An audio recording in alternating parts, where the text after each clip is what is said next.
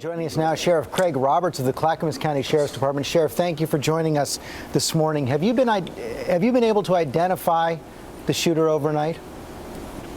We have been able to identify the shooter over this last night. What can you tell us about him?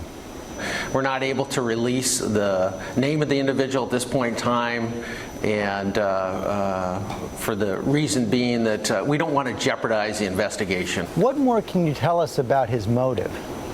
Right now, we're still in the preliminary part of our investigation, and so there's much to learn. And so at this point in time, to speculate on the motive it's really premature at this time. But do you have any idea if the gunman was going after specific victims, knew who he was going after, or if this was some kind of a random rampage? It really was a killing of total strangers, to my knowledge, at this point in time, and it was really, I think, trying to kill as many people as possible. And he would have killed far more had his gun not jammed, is that correct? This could have been much, much worse, and we got the call at 3:29. We had somebody on scene within a minute, 30 seconds.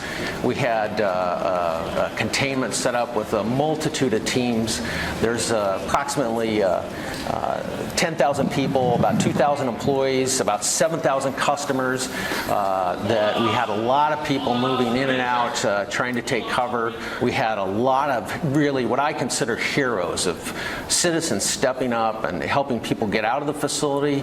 We had some actually emergency room nurses that were trying to render aid. And so throughout this whole horrific ordeal, there were just some really amazing people that stepped up, and I think this really could have been much worse. Well, thank goodness for those heroes, but of course our thoughts are with the victims and their families this morning as well. Sheriff, thanks very much for your time this morning. Thank you so much. It's scary that it could have been so much worse.